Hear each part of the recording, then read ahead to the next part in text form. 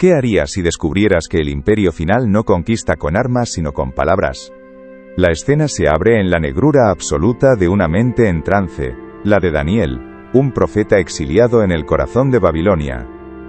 No hay sonido, solo la sensación de un frío antinatural, el aliento helado del caos primordial que se adhiere a la piel del espíritu. De repente, la oscuridad se rompe no por la luz, sino por la visión de un océano cósmico, el gran mar, que hierve sin calor. Su superficie es un torbellino de espuma negra y olas violentas, agitado no por una tormenta terrenal, sino por los 4 vientos del cielo que luchan entre sí. De estas profundidades tenebrosas, la vida no emerge, el terror se materializa. Primero, un león con majestuosas alas de águila, goteando poder y agua salada. Le sigue un oso, pesado, brutal, irguiéndose torpemente sobre un costado, con la promesa de una carnicería insaciable en sus fauces. Luego, un leopardo de velocidad imposible, una mancha borrosa de depredación con 4 alas y 4 cabezas, una aberración de la naturaleza. Pero la cuarta bestia, la cuarta no tiene nombre en el bestiario de la creación. Es una pesadilla de hierro y bronce, una máquina de aniquilación que avanza con un propósito único: devorar, triturar y pisotear todo a su paso. Si estas bestias son imperios, ¿qué abominación final representa esta última y más terrible de todas? Nos transportamos al corazón del primer imperio global, Babilonia, en el siglo VI a.C. El aire es denso, cargado con el polvo dorado de la construcción de zigurats, que arañan el cielo, y el humo embriagador del incienso, ofrecido a dioses de piedra y ambición. Aquí, Daniel no es un místico aislado, sino un estadista de alto rango, un exiliado judío, cuya fidelidad inquebrantable a su Dios invisible, lo ha elevado a la corte del rey más poderoso del mundo. Él vive y respira la tensión diaria entre el poder abrumador y visible del imperio humano, sus ejércitos invencibles, su oro deslumbrante, su arrogancia monumental, y la soberanía silenciosa e invisible del reino de Yahvé. Por eso, su visión nocturna no es una pesadilla aleatoria fruto de la ansiedad, sino una revelación divina, un mapa profético diseñado para decodificar el flujo mismo de la historia humana, y fortalecer a un pueblo cautivo. Es un mensaje de que, incluso en la era de los imperios, Dios sigue en control. Si crees que Dios revela sus secretos a quienes lo buscan con sinceridad, suscríbete para que juntos descifremos los misterios de su palabra. Las primeras 3 bestias, aunque aterradoras, siguen un patrón que resuena con la geopolítica de su tiempo: Babilonia, Media Persia y Grecia.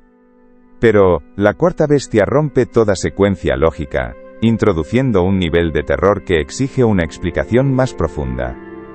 El foco de la visión se contrae, dejando de lado la panorámica de los imperios para centrarse en el horror singular de la cuarta bestia.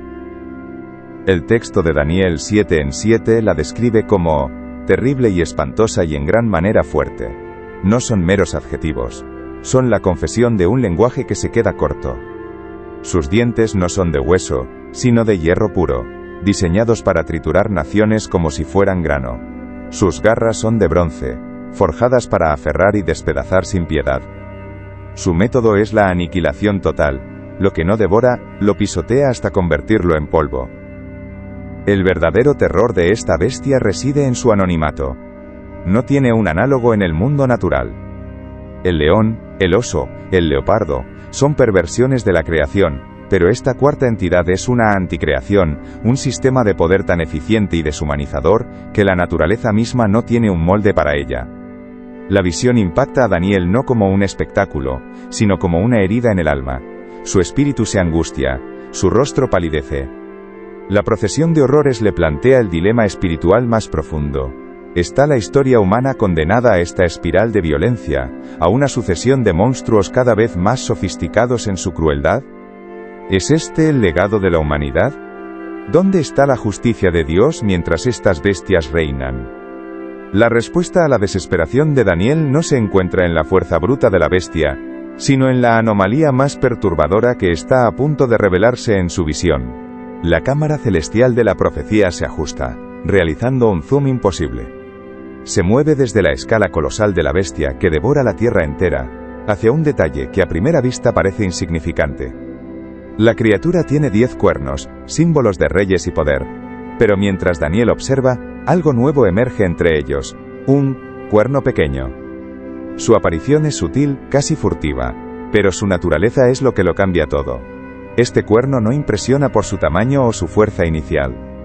Su poder reside en una cualidad radicalmente diferente y más peligrosa: la inteligencia y la arrogancia humanas. El profeta lo describe con una precisión escalofriante. Tenía ojos como de hombre y una boca que hablaba grandes cosas. De repente, el monstruo tiene un rostro.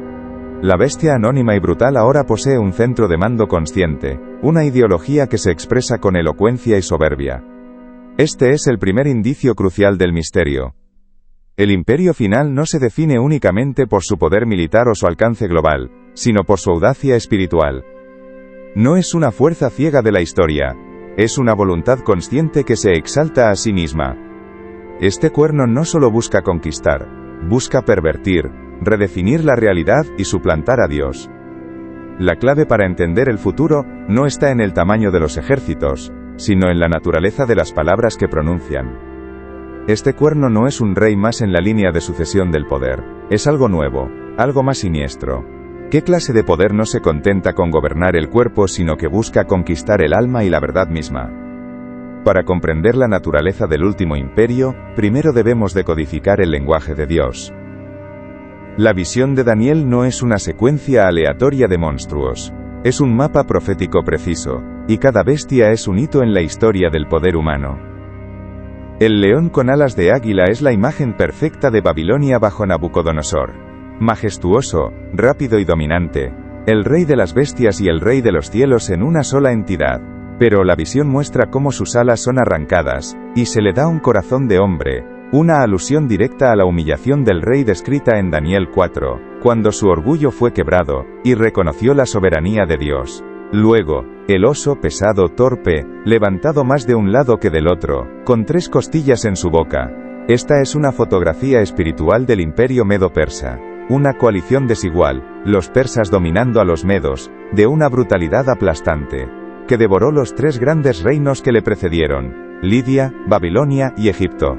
Finalmente, el leopardo con 4 alas y 4 cabezas, una imagen de velocidad y división, representa el imperio griego de Alejandro Magno, cuya conquista del mundo conocido fue de una rapidez sin precedentes, y tras su muerte, su reino fue dividido entre sus 4 generales. Cada bestia es un imperio, una verdad que establece un patrón ineludible. Pero este patrón está a punto de romperse de la forma más aterradora. La cuarta bestia desafía toda comparación. Daniel, que ha visto maravillas y horrores, admite que es indescriptible. No tiene un análogo en la zoología porque no es una perversión de la naturaleza, es la encarnación de un sistema. Sus dientes de hierro y garras de bronce evocan una maquinaria industrial de guerra, una fuerza que no caza por hambre, sino que destruye por principio. Históricamente, el único imperio que encaja con esta descripción de poder global, militarización implacable, y una capacidad para triturar culturas, es Roma. El imperio romano no solo conquistaba, asimilaba, aplastaba y pavimentaba sobre las ruinas de las naciones, imponiendo su ley y su voluntad con una eficiencia de hierro. Devoró los restos del imperio griego, y extendió su dominio por todo el mundo conocido, pisoteando todo lo que se le oponía. Sin embargo, la profecía de Daniel mira más allá de la Roma de los Césares. Ve a Roma no solo como un imperio histórico, sino como el prototipo, el ADN de un poder final que heredaría su crueldad, su estructura y su espíritu de dominación. La bestia romana es el cuerpo, el hardware de la aniquilación. Pero el verdadero terror, el software que la controla, aún no se ha revelado por completo, y está a punto de tomar el control. La visión se enfoca ahora en la cabeza de esta monstruosidad de hierro. De ella brotan 10 cuernos. En la simbología profética, los cuernos representan poder y reyes. Estos 10 cuernos simbolizan la fase final de este imperio, una confederación de reinos o poderes que surgen de las ruinas del antiguo imperio romano. No es un imperio monolítico, sino una estructura de poder fragmentada, una alianza inestable de naciones que comparten el mismo espíritu de la bestia. Esta imagen ha resonado a lo largo de la historia, con muchos viendo en ella los reinos de Europa que se formaron tras la caída de Roma, o una futura coalición de poder global. El número 10, a menudo simbólico de totalidad o plenitud en la Biblia, sugiere un sistema mundial completo. Pero estos 10 reyes no son el final de la historia, son el escenario sobre el cual el verdadero antagonista hará su entrada. No surgirá como un conquistador externo, sino desde dentro, como una quinta columna, un poder que crece en la sombra de los demás, esperando el momento preciso para ejecutar su golpe maestro y usurpar el control de toda la maquinaria imperial. Mientras Daniel observa, paralizado por el asombro y el terror, ocurre la anomalía. Entre los 10 cuernos, comienza a crecer uno nuevo, un cuerno pequeño. Su ascenso no es pacífico. Para hacerse sitio, arranca de raíz a 3 de los cuernos originales. Es un acto de purga interna, una consolidación de poder violenta y astuta. Pero lo que distingue a este cuerno no es su fuerza inicial, sino su naturaleza. El texto sagrado nos da 2 detalles de una precisión escalofriante. Tenía ojos como de hombre, y una boca que hablaba grandes cosas. Aquí, la profecía da un salto cuántico. El poder deja de ser meramente militar o político. Los ojos de hombre simbolizan una inteligencia calculadora, una estrategia humana, una capacidad de vigilancia y percepción que trasciende la fuerza bruta. Es el poder de la ideología, de la filosofía, de la propaganda. Y la boca que habla, grandes cosas, o insolencias en otras traducciones, revela su arma principal, la palabra. Este no es un simple tirano, es un sofista, un ideólogo, un anticristo que no solo quiere gobernar el mundo, sino redefinir la verdad. El imperio final no conquista solo con el hierro de sus ejércitos, sino con la retórica seductora y blasfema de su líder. La revelación se profundiza a medida que el intérprete celestial explica a Daniel la agenda de este cuerno pequeño. Sus palabras no son meras bravuconadas, son un ataque directo y calculado contra el cielo. Daniel 7:25 de la mañana nos dice: hablará palabras contra el Altísimo, a los santos del Altísimo quebrantará, y pensará en cambiar los tiempos y la ley. Este es el corazón de la rebelión. No se contenta con la desobediencia, busca la suplantación. Hablar contra el Altísimo es un acto de blasfemia cósmica, un intento de destronar a Dios en el corazón de los hombres. Quebrantar a los santos es la consecuencia lógica. Aquellos que portan el testimonio del verdadero rey deben ser eliminados, pero la audacia más profunda reside en su intento de cambiar los tiempos y la ley. No se trata de reformar un calendario o un código civil. Se trata de arrogarse la prerrogativa divina de definir la realidad. Quiere controlar el tiempo, la narrativa de la historia y el plan de salvación, y la ley, el fundamento moral del universo. Es el intento final de la criatura de sentarse en la silla del Creador, declarando: mi voluntad, no la tuya, será hecha. Este acto de arrogancia suprema, el intento de reescribir la realidad misma, es la máxima expresión del espíritu de la bestia. Es la culminación de la rebelión que comenzó en el Edén, ahora armada con poder geopolítico global. La verdadera victoria, nos enseña la Escritura, no se encuentra en exaltarse a uno mismo, sino en humillarse ante el Creador. Mientras este cuerno busca ponerse una corona que no le pertenece, el cielo opera bajo una economía inversa, donde la grandeza se mide por la sumisión, y la autoridad se otorga a los humildes. Jesús mismo lo enseñó. El que se humilla será enaltecido. Este poder terrenal es el ejemplo perfecto de lo contrario, un sistema que se exalta a sí mismo, y que por tanto, está destinado a ser humillado. Si reconoces que solo Dios es soberano sobre la historia y sobre tu vida, y que toda autoridad verdadera emana de Él, escribe amén en los comentarios. La audacia de este cuerno nos obliga a mirar más allá de la política y la historia, y a analizar la guerra espiritual que subyace a todo conflicto humano. El análisis espiritual de esta soberbia revela una estrategia mucho más antigua y oscura de lo que parece. La estrategia del cuerno pequeño no es una invención del fin de los tiempos, es el eco perfeccionado de la tentación más antigua. La serpiente en el Edén no ofreció poder militar, sino una palabra: seréis como Dios. Esa es la esencia de la boca que habla grandes cosas. Es la filosofía del humanismo secular llevada a su conclusión lógica y aterradora: la deificación del hombre y sus sistemas. Los ojos de hombre representan una cosmovisión que lo ve todo desde una perspectiva puramente terrenal, donde la razón humana es la medida de todas las cosas y no hay espacio para la revelación divina. Este cuerno personifica un mundo que se ha vuelto completamente sordo a la voz de Dios y que, en su silencio autoimpuesto, amplifica su propia voz hasta convertirla en un decreto universal. Es la apoteosis de la rebelión, la construcción de una torre de Babel global, no con ladrillos, sino con ideologías, medios de comunicación y leyes que buscan excluir a Dios de su propia creación, y declarar a la humanidad como su propio Salvador y su propio Dios. En esta guerra de cosmovisiones el objetivo principal del cuerno no es el incrédulo, que ya opera bajo su misma lógica, sino los santos del Altísimo. ¿Por qué? Porque los creyentes son una anomalía insoportable para su sistema. Son ciudadanos de otro reino, leales a otra ley y a otro rey. Su mera existencia es un acto de subversión contra el imperio de la bestia. Viven según un tiempo diferente. El tiempo de Dios, el asterisco kairos asterisco, y una ley diferente, la ley del amor y la justicia divinas. Por eso, deben ser quebrantados. La palabra hebrea sugiere un desgaste constante, una presión implacable diseñada para erosionar su fe, agotar su resistencia y forzarlos a la conformidad. No es necesariamente un martirio rápido, sino una guerra de desgaste cultural, psicológica y espiritual. El imperio de la bestia no puede tolerar una lealtad dividida. Exige una adoración total. Y aquellos que se arrodillan ante el Dios invisible, son la resistencia final a su dominio absoluto. La batalla no es por territorio, sino por la adoración. Profundicemos en la estrategia de este poder.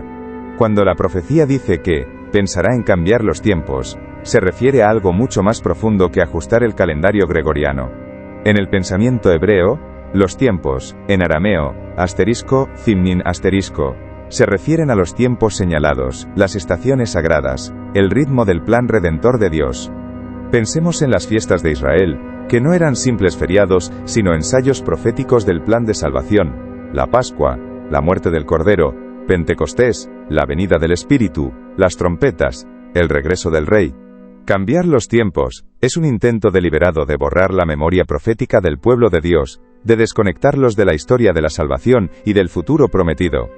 Es sustituir el calendario de Dios, que apunta a la eternidad, por el calendario del hombre, que solo celebra sus propios logros y se encierra en el presente. Es un intento de provocar una amnesia espiritual a escala global, haciendo que la humanidad olvide de dónde viene, y por tanto, no sepa a dónde va. Junto a los tiempos, busca cambiar la ley. La palabra aramea es asterisco dat asterisco, que no solo se refiere a un código de conducta, sino a un decreto fundamental, un principio inmutable. No se trata de anular leyes de tráfico, se trata de subvertir la ley de Dios, el fundamento moral del universo. Es el intento de redefinir lo que es bueno y lo que es malo, lo que es sagrado y lo que es profano, lo que es humano y lo que es divino. Este poder se erige a sí mismo como la nueva fuente de moralidad. Lo que Dios llama pecado, el cuerno lo llama progreso. Lo que Dios llama sagrado, como el matrimonio o la vida, el cuerno lo redefine según su propia conveniencia y agenda. Es la rebelión legislativa definitiva, un intento de derogar los 10 mandamientos y reemplazarlos con los decretos de un Estado o una ideología que se ha puesto en el lugar de Dios. Al hacerlo, no solo promueve la anarquía moral, sino que crea un nuevo sistema de justicia, donde ser fiel a Dios se convierte en el máximo crimen. Al atacar simultáneamente los tiempos y la ley, el cuerno pequeño lanza un asalto coordinado contra los dos pilares que sostienen la identidad del pueblo de Dios, la memoria y la moral. Nuestra identidad como creyentes está anclada en la memoria de lo que Dios ha hecho en el tiempo, la creación, el éxodo, la cruz, la resurrección, y en nuestra obediencia a su ley eterna. Si un poder logra borrar nuestra historia y redefinir nuestra moral, nos roba nuestra identidad. Nos convierte en huérfanos espirituales, a la deriva en un mar de relativismo, sin un pasado que nos ancle, ni un futuro que nos guíe. Esta es la estrategia final de asimilación. El imperio no necesita matarnos y puede conseguir que olvidemos quiénes somos. Es una guerra por la narrativa, una batalla por el alma de la humanidad, y según la visión de Daniel, por un tiempo, este poder parecerá tener éxito, prevaleciendo contra los santos y silenciando la verdad. La visión alcanza su punto de máxima tensión.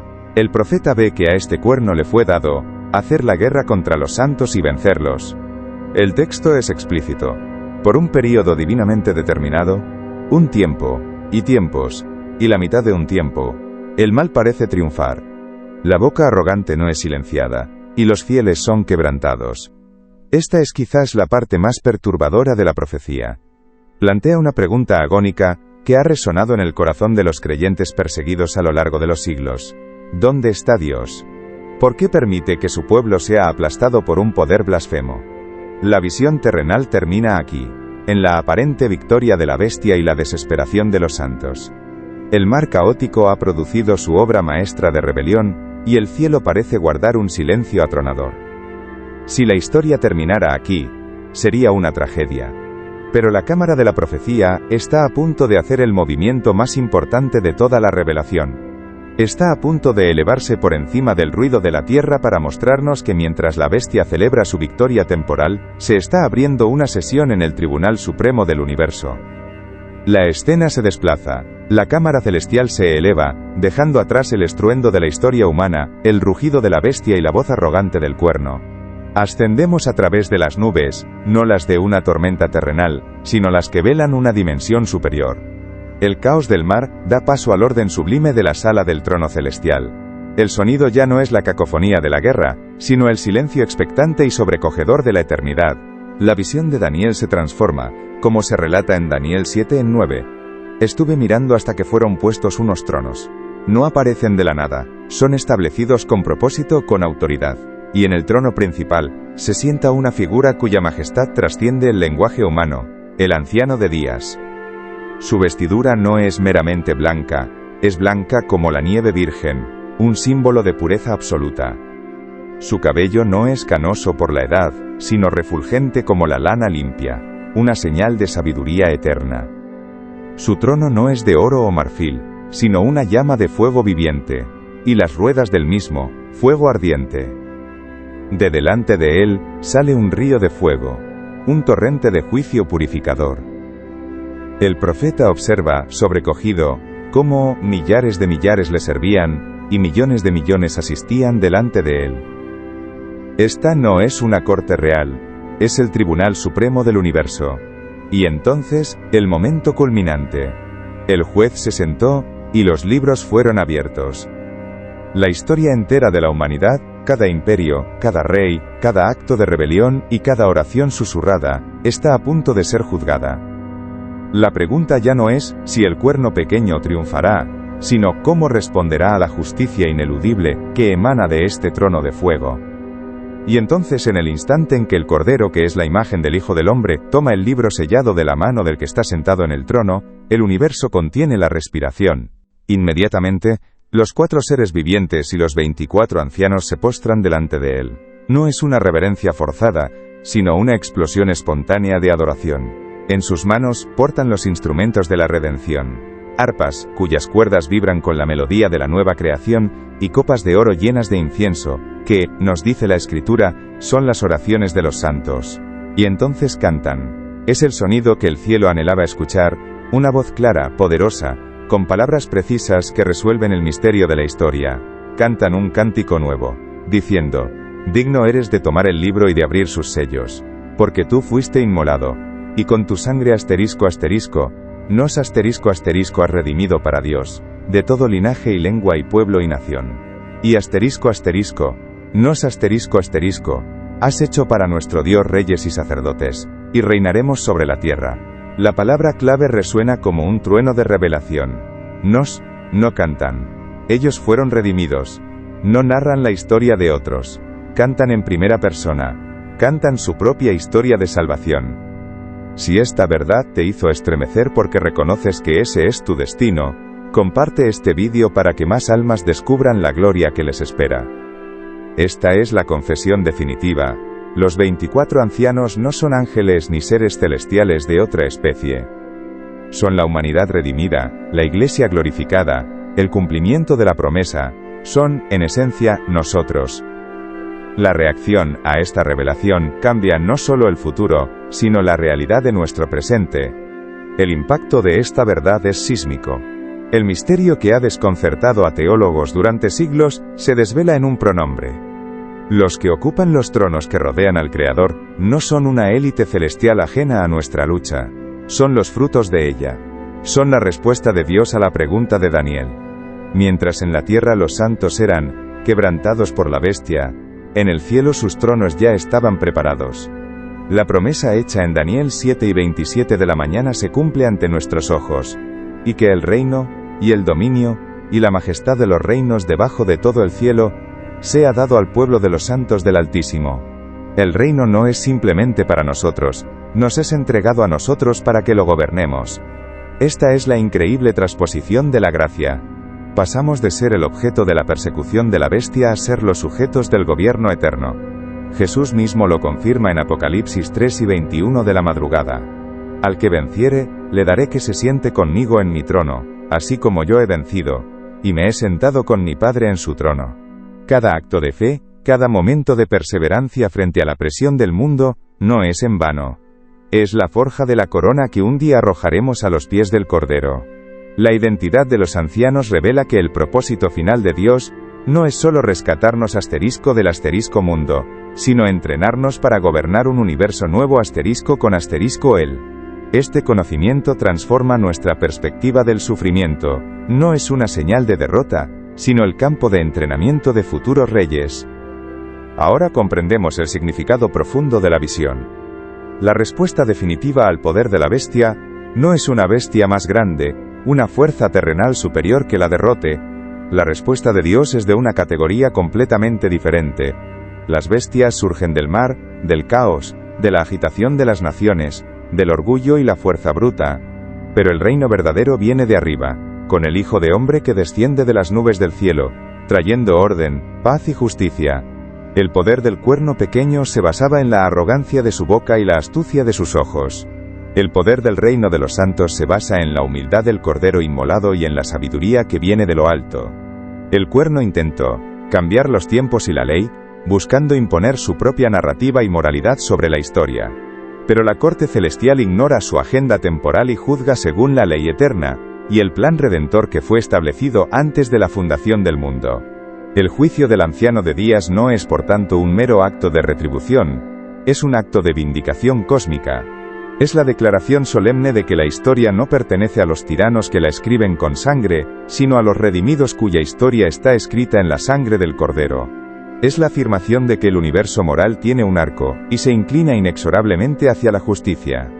El veredicto final de esta corte celestial resuena a través de la eternidad, sellando el destino de todo poder terrenal.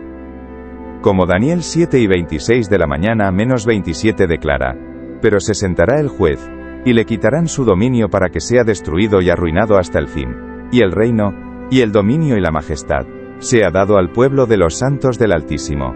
La visión que comenzó en el terror del mar caótico encuentra su conclusión en la paz y la certeza de la sala del trono. El viaje espiritual de Daniel está completo. La angustia que lo llevó a palidecer y a sentirse abrumado, se disuelve en la luz de la soberanía de Dios. Ha visto el auge y la caída de los monstruos. Ha escuchado la blasfemia del usurpador. Pero ahora, ha presenciado el juicio final, y la entronización de los redimidos. La cámara celestial se aleja lentamente de esta escena de gloria, dejando que la imagen del anciano de días y el Hijo de Hombre se grabe en nuestra alma. La revelación es completa. La historia no es un ciclo sin sentido de violencia y poder, sino una narrativa divina que avanza hacia una conclusión gloriosa y segura. Y con esta certeza, una pregunta final resuena, preparando el escenario para nuestra propia respuesta. Ahora que conocemos el final de la historia, ¿cómo cambia esto la forma en que vivimos en medio de ella? El legado de esta profecía no se quedó en Babilonia, se extiende a través de los siglos hasta llegar, hoy, a nosotros. ¿Pero qué significa esto para ti, hoy? Los 24 ancianos no son figuras distantes en una vidriera antigua, son un espejo de tu futuro yo, la versión glorificada de la persona que estás llegando a ser en Cristo.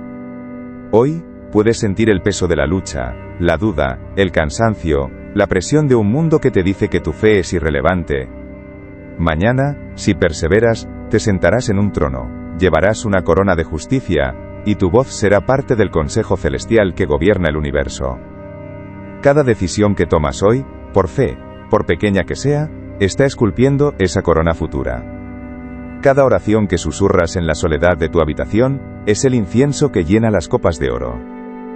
Cada acto de amor y sacrificio, invisible para el mundo, está tejiendo los hilos de tus vestiduras blancas. La visión de los ancianos no es una forma de escapismo para huir del presente. Es el combustible para perseverar en él. No vivimos simplemente para sobrevivir a este mundo. Vivimos para reinar en el próximo. Y esa realidad futura debe moldear nuestra identidad presente. Imagina por un momento la gran sala del trono. No es un futuro lejano e inalcanzable. Está a solo un paso de fe. El círculo de tronos se amplía, un nuevo asiento de luz aparece, y una voz que conoces desde antes de la fundación del mundo te dice: bienvenido a casa. Nuestro viaje juntos, desde el misterio de la pregunta inicial hasta la certeza de esta revelación, nos ha llevado de la distancia a la intimidad, de ser meros espectadores a vernos como participantes de esta gloria. Si decides vivir hoy como el rey o la reina que serás mañana, deja tu amén en los comentarios y suscríbete para que juntos preparemos nuestros corazones para el trono que nos espera. ¿Tu trono te aguarda? La pregunta es, ¿estás dispuesto a vivir como un heredero del reino? Que la paz de Cristo, que sobrepasa todo entendimiento, guarde tu corazón. Nos vemos en el próximo misterio. La visión, por tanto, nos obliga a recalibrar nuestra comprensión de la historia. Hemos sido condicionados a leerla como una línea de tiempo de imperios, una crónica escrita por los vencedores, donde el poder se mide en legiones, territorios y arsenales. Daniel 7 rasga este velo y nos presenta la perspectiva del cielo. La verdadera historia no es la que se forja en los campos de batalla, sino la que se decreta en la sala del trono. El clímax de la humanidad no será la ascensión de un último superpoder global, sino su juicio. La síntesis de esta revelación monumental es que el poder de la bestia, con toda su ferocidad y arrogancia, es inherentemente derivado y temporal. Surge del mar, un símbolo bíblico del caos, de la humanidad en rebelión, de las naciones en tumulto. Por el contrario, el reino verdadero desciende de las nubes del cielo, un símbolo de la divinidad, el orden y la autoridad legítima. Esta dicotomía es la clave de todo. El poder terrenal es ascendente, una lucha desesperada desde el barro hacia un trono usurpado. El poder celestial es descendente, una gracia otorgada desde el trono legítimo. La profecía de Daniel no nos fue dada para que nos convirtamos en expertos en geopolítica, sino para que nos convirtamos en ciudadanos seguros de un reino inquebrantable. Esta verdad milenaria tiene implicaciones profundas y urgentes para nuestra vida en el siglo XXI. Las bestias no han desaparecido, simplemente han cambiado de forma. Hoy no emergen del mar como monstruos literales, sino como sistemas de poder que exigen nuestra lealtad incondicional. Son las ideologías políticas que prometen utopías a cambio de nuestra conciencia. Son los sistemas económicos que nos definen por lo que consumimos y nos trituran con los dientes de hierro de la deuda y la ambición. Son las narrativas culturales, amplificadas por una boca que habla grandes cosas, a través de pantallas y algoritmos, que intentan cambiar los tiempos y la ley, redefiniendo la familia, la verdad y la propia identidad humana. Cada día, nos enfrentamos a la presión de conformarnos, de arrodillarnos ante el espíritu de la bestia que gobierna la época.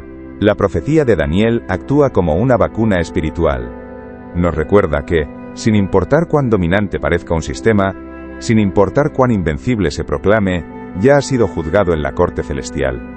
Nuestra misión, por tanto, no es construir una contrabestia, sino vivir como ciudadanos del reino venidero, mostrando una lealtad superior a un rey invisible, cuya autoridad final empequeñece a todos los poderes de este mundo.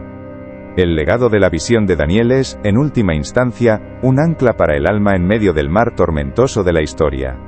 Es la conclusión simbólica de toda lucha humana por el poder. El león, el oso, el leopardo y la bestia indescriptible representan el ciclo fútil de la ambición humana. Un imperio devora al anterior, solo para ser devorado a su vez, en una cadena alimenticia de violencia sin fin. El cuerno pequeño es la apoteosis de este ciclo, la inteligencia humana divorciada de Dios, que se convierte en la forma más sofisticada y blasfema de la bestialidad. Pero el juicio del anciano de días rompe este ciclo para siempre. El fuego que consume a la bestia no es solo un castigo, es una purificación. Es la erradicación final del principio del caos y la rebelión del universo. La llegada del Hijo del Hombre establece un nuevo paradigma. Un reino que no se gana por conquista, sino que se recibe por gracia. Un dominio que no se mantiene por la fuerza, sino por la justicia y el amor. La visión termina, pero su eco perdura. nos deja con una certeza inquebrantable. Aunque las olas del caos rujan y los imperios se levanten y caigan, hay un trono de fuego, y un juez justo que garantiza que la historia no pertenece a las bestias, sino a los santos del Altísimo. ¿Pero qué significa todo esto para ti, aquí y ahora?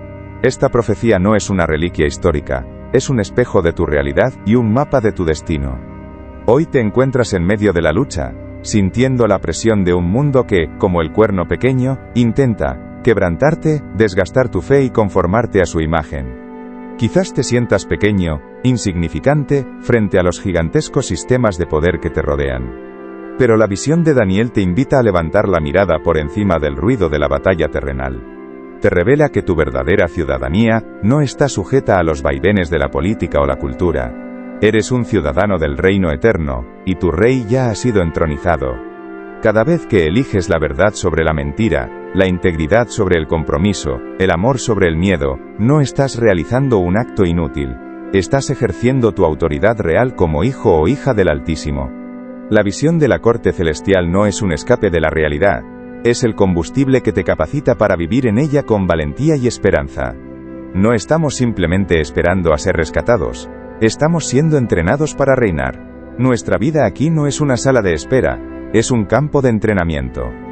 Si esta revelación transformó tu comprensión de quién eres en Cristo, comparte este mensaje. Tu obediencia puede cambiar el destino eterno de alguien. Suscríbete si estás comprometido a descubrir más verdades ocultas en la palabra. El último imperio no es el que viene, es al que ya perteneces. Que la paz de Cristo, que sobrepasa todo entendimiento, guarde tu corazón. Nos vemos en el próximo misterio.